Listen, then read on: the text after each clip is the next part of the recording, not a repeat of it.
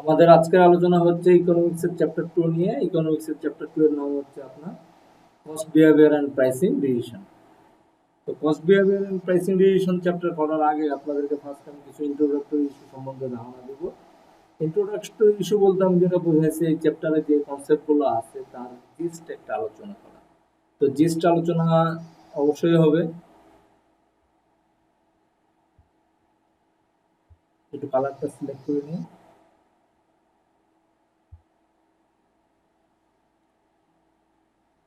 আচ্ছা, তাহলে আমাদের আজকে হচ্ছে chapter 2 cost behaviour and pricing decision.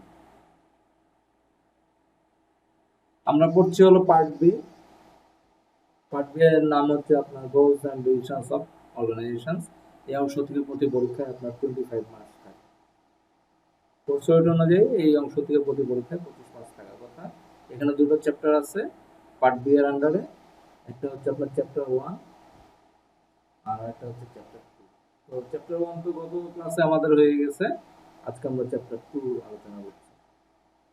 তো চ্যাপ্টার 2 হচ্ছে cost behaviour and pricing decision. এবং এই চ্যাপ্টারে আমাদের যে ইন্ট্রোডাক্টরি ইস্যুগুলো আসলে বোঝা দরকার বা চ্যাপ্টারের কনসেপ্ট যেগুলো, ফার্স্ট হচ্ছে firms output decision can be examined in the short term. তো একটা ফার্মের আউটপুট ডিসিশন শর্ট টার্মে পরীক্ষা করা যেতে পারে। শর্ট রানে বা সংক্ষিপ্ত সময়ের জন্য সেটা পরীক্ষা করা যেতে পারে। কারণ শর্ট রান বলতে কি বোঝায়? শর্ট রান বলতে বোঝায় when some factors of productions are fixed. যখন প্রোডাকশনের কিছু ফ্যাক্টর ফিক্সড হবে তখন তাকে বলা হবে শর্ট রান। তাহলে শর্ট রানে কি হয়? শর্ট রানে কিছু ফ্যাক্টরস অফ প্রোডাকশন আপনার ফিক্সড থাকে।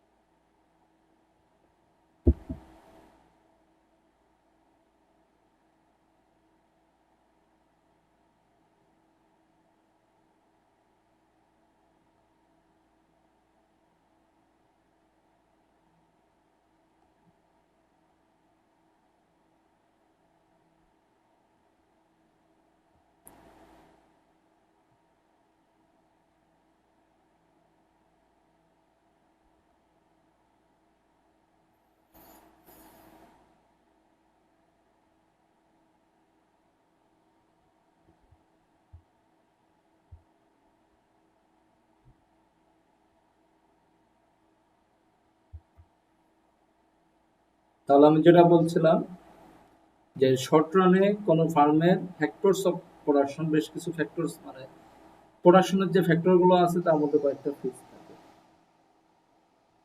যে শর্ট রানে কি হয়? শর্ট রানে হয় হচ্ছে আপনার some factors of production are fixed, এই কথাটা মাথায় রাখবেন।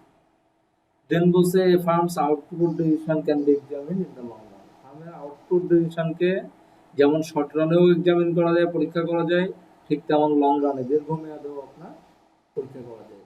শর্ট রান মানে হচ্ছে স্বল্প মেয়াদে আর লং রান মানে দীর্ঘমেয়াদে।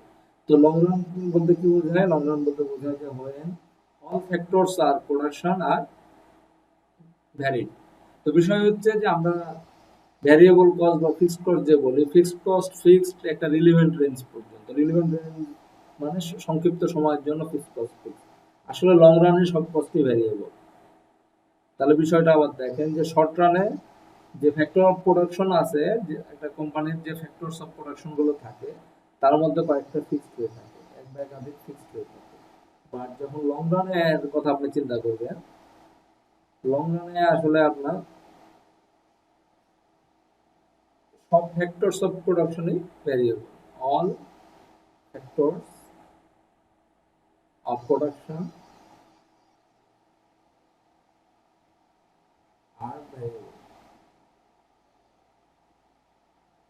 তো বিষয় হচ্ছে যে আমরা ফিক্সড কস্ট বা ভ্যারিয়েবল কস্ট এই কথাগুলো যে বলি, ফিক্সড কস্ট বা ভ্যারিয়েবল কস্টের ক্ষেত্রে যে ম্যানেজমেন্ট অ্যাকাউন্টিং এর বিভিন্ন কথাগুলো বলেছি, যে ফিক্সড কস্ট হচ্ছে টোটাল অ্যামাউন্টে ফিক্সড কিন্তু পার ইউনিটে ভ্যারিয়েবল, আর ভ্যারিয়েবল কস্ট টোটাল অ্যামাউন্টে ভ্যারিয়েবল কিন্তু পার ইউনিটে ফিক্সড।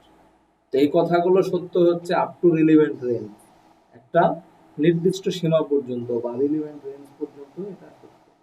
এই রিলিভেন্ট রেঞ্জটাই হচ্ছে আপনার শর্ট রান, যে স্বল্প মেয়াদে কিছু কস্ট ভ্যারিয়েবল এবং কিছু কস্ট ফিক্সড, যে শর্ট টার্মে বা শর্ট রানে কিছু কস্ট ফিক্সড কিছু কস্ট ভ্যারিয়েবল। তো আপনাদের শর্ট রানের কথা বলছে যে শর্ট রানে ফ্যাক্টরস অফ প্রোডাকশনের মধ্যে কয়েকটা ফিক্সড হয় আর কয়েকটা ভ্যারিয়েবল হয়, আর লং রানে সব কস্ট ভ্যারিয়েবল। তো আপনি যখন রিলিভেন্ট রেঞ্জকে অতিক্রম করবেন, দ্যাট মিনস আপনি যখন দীর্ঘমেয়াদে চলে যাবেন, রিলেভেন্ট রেঞ্জকে অতিক্রম করলে বা আপনি লং রানে গেলে,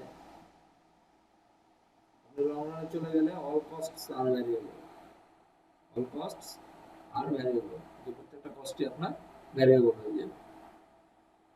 আচ্ছা, দেন আমরা আবার আলোচনায় ফেরত যাই। তারপরে বলছে যে total cost can be divided into fixed and variable element. সেটা বললাম যে কস্ট আসলে স্বল্প মেয়াদে দুই ধরনের, একটা টোটাল কস্ট হলো ফিক্সড এবং ভ্যারিয়েবল, দুই ভাগে ভাগ করা যায় স্বল্প মেয়াদে টোটাল কস্ট। এরপরে বলছে these elements have different effects on total cost as output is increased. তো যখনই আপনার প্রোডাকশনের আউটপুট বা প্রোডাকশন কোয়ান্টিটি বৃদ্ধি পেতে থাকবে, প্রোডাকশন আউটপুট বা প্রোডাকশন কোয়ান্টিটি বৃদ্ধি পেতে থাকলে ফিক্সড এবং ভ্যারিয়েবল এলিমেন্টগুলোর ইফেক্ট টোটাল কস্টের উপরে পড়ে। কি ইফেক্ট পড়ে সেটা আমরা শর্ট রান এবং লং রানে প্রোডাক্টের ইস্যুগুলো করলে আমরা এটা বুঝতে পারি। এরপরে বলছে যে economic cost are different from accounting cost. Economic cost, যে অর্থনীতির পয়েন্ট অফ ভিউ থেকে কিছু খরচ আছে, সেগুলো অ্যাকাউন্টিং কস্ট থেকে আলাদা। এই ইস্যুগুলো আমরা যখন অপরচুনিটি কস্ট করব, যে আপনার অপরচুনিটি কস্ট, যখন আমরা অপরচুনিটি কস্ট করব তখন এই জিনিসগুলো আপনার ক্লিয়ার হয়ে যাবে যে আপনার অপরচুনিটি কস্ট। আমরা যখন অপরচুনিটি কস্ট করব তখন আমাদের এটা ক্লিয়ার হয়ে যাবে যে আসলে অপরচুনিটি কস্ট কোনগুলো, যে আপনার অ্যাকাউন্টিং প্রফিট, ইকোনমিক প্রফিট যখন বের করবো দুটোর মধ্যে কিছু পার্থক্য থাকবে।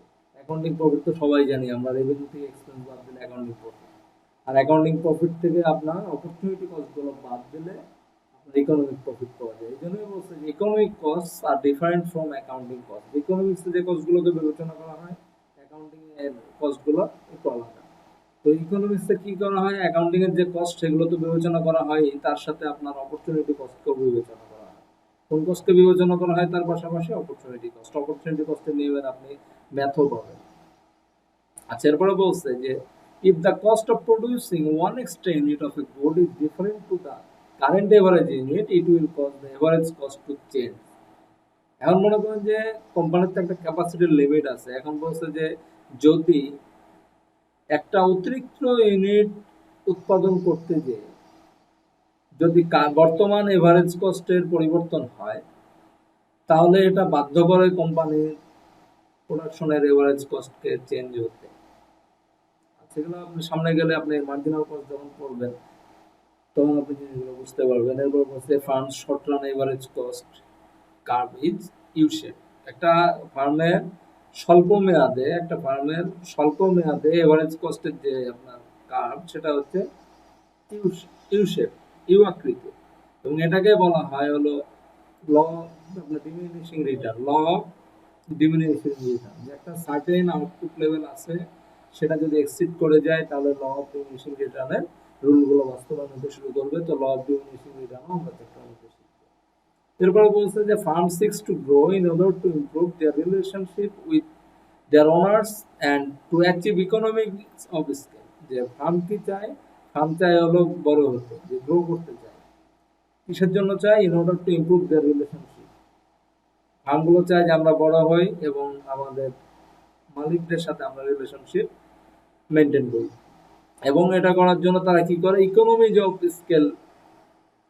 অফ স্কেলটা কখন হয়? যখন আপনি প্রচুর কোয়ান্টিটি প্রোডাকশন করবেন তখন অটোমেটিক আপনার প্রোডাকশন কস্ট কিছুটা কমে আসবে পার ইউনিটে। এটাকে বলা হয় ইকোনমি অফ স্কেল। আপনি হিউজ স্কেলে প্রোডাকশন করলে আপনার মিতব্যয়িতা হবে, এটা হলো ইকোনমি অফ স্কেল।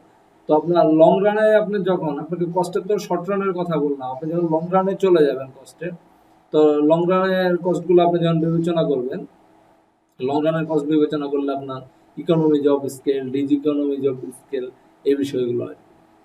আচ্ছা, এরপরে বলছে if there are significant economies of scale is to be earn, যদি আপনার তাৎপর্যপূর্ণভাবে বা সিগনিফিক্যান্ট অ্যামাউন্টের আপনি ইকোনমিজ অফ স্কেল আপনি আর্ন করতে পারেন, there is a strong argument in favour of growth by firms, সেক্ষেত্রে কি বোঝা যাবে যে না, ফার্মের গ্রোথটা অনেক বাড়ছে। এরপরে বলছে যে the main methods of growth, যে ফার্মের যে গ্রোথ হয় সেই গ্রোথের মেইন মেথড হচ্ছে কিছু হলো অর্গানিক গ্রোথ, আর হইতে পারে অর্গানিক মানে প্রাকৃতিক, আর একটা হচ্ছে আপনার মার্জার বা অ্যাকুইজিশন দ্বারাও ফার্মের গ্রোথ হইতে পারে। Growth may take the form of vertical, গ্রোথটা হইতে পারে ভার্টিক্যাল ইন্টিগ্রেশনের মাধ্যমে, বা গ্রোথ হইতে পারে হরিজন্টাল ইন্টিগ্রেশনের মাধ্যমে, অথবা সেটা হইতে পারে কনগ্লোমারেট ডাইভার্সিফিকেশনের মাধ্যমে। তো বিষয় হচ্ছে যে ফার্মের গ্রোথ দুইভাবে হইতে পারে, একটা হচ্ছে অর্গানিক গ্রোথ হইতে পারে, আর একটা হচ্ছে মার্জার অ্যান্ড অ্যাকুইজিশনের মাধ্যমে হইতে পারে। আর এই মার্জার অ্যান্ড অ্যাকুইজিশনের মাধ্যমে আপনার যে হবে, তাহলে আপনার ফার্মের গ্রোথ হইতে পারে একটা অর্গানিক হইতে, আর একটা মার্জার অ্যান্ড অ্যাকুইজিশনের মাধ্যমে। এরপরে বলছে যে গ্রোথের ফর্মগুলো কি হতে পারে, সেটা হতে পারে ভার্টিক্যাল, সেটা হইতে পারে হরিজন্টাল ইন্টিগ্রেশন, সেটা হইতে পারে কনগ্লোমারেট ডাইভার্সিফিকেশন। আপনার এগুলো আপনি পরবর্তীতে যখন মার্জার আপনি ডিটেলস করবেন, তখন এই জিনিসগুলো জানতে পারবেন যে আসলে ভার্টিক্যাল ইন্টিগ্রেশন কি, আপনার হরিজন্টাল ইন্টিগ্রেশন কি। আপনি ইওনে যখন সাপ্লাই চেইন ম্যানেজমেন্ট করবেন, এই ইস্যুগুলো আপনার কাছে আরো ক্লিয়ার হয়ে উঠবে।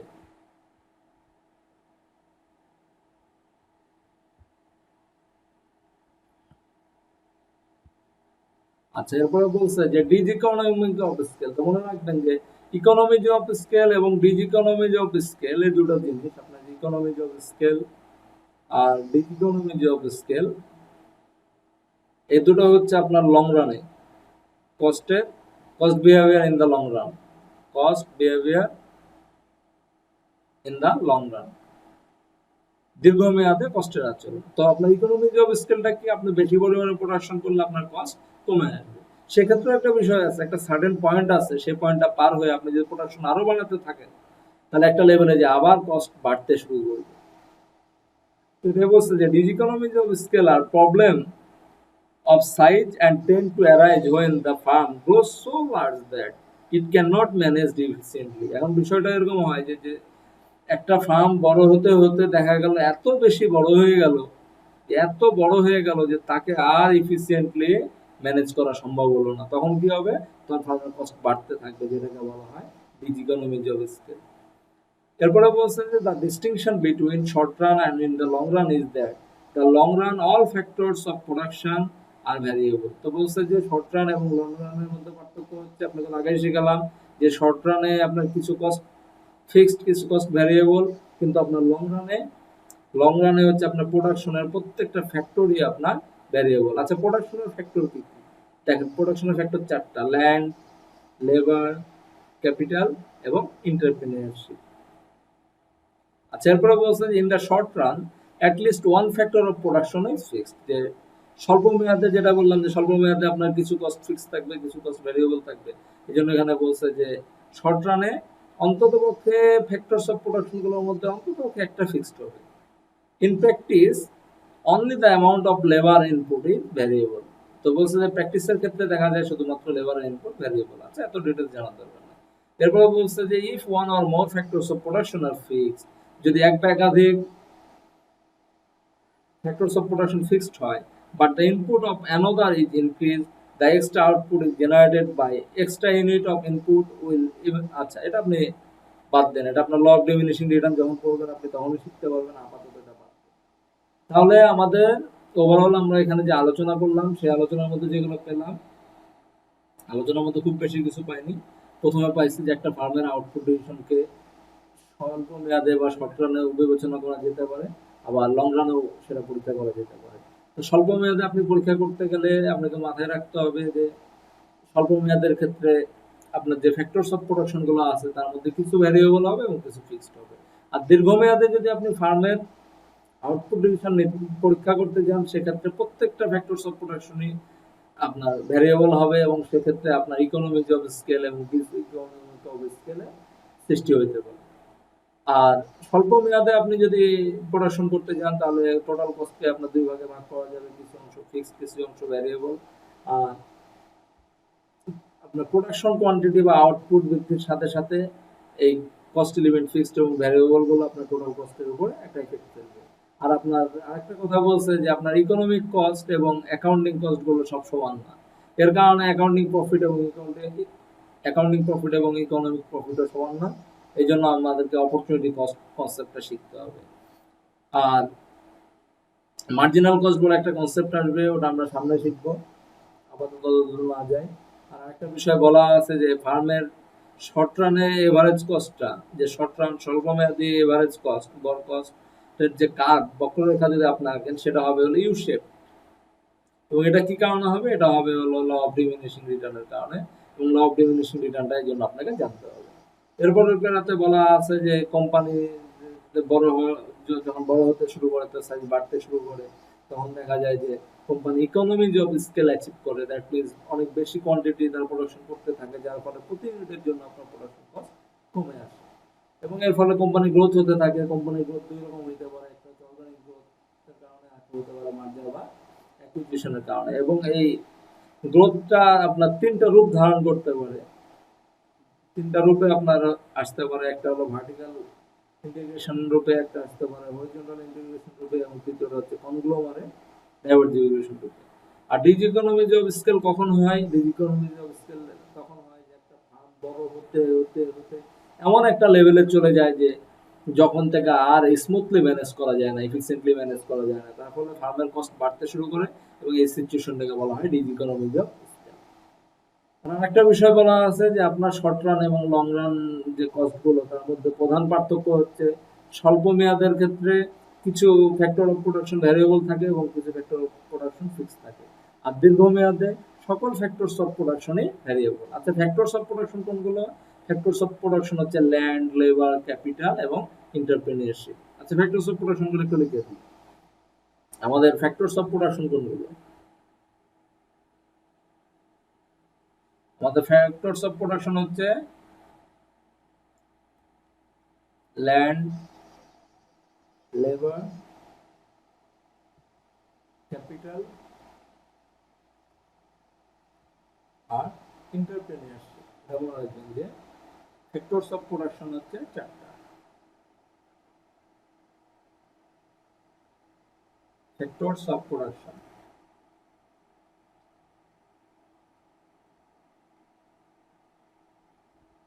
আমাদের ফ্যাক্টরস অফ প্রোডাকশন কি কি?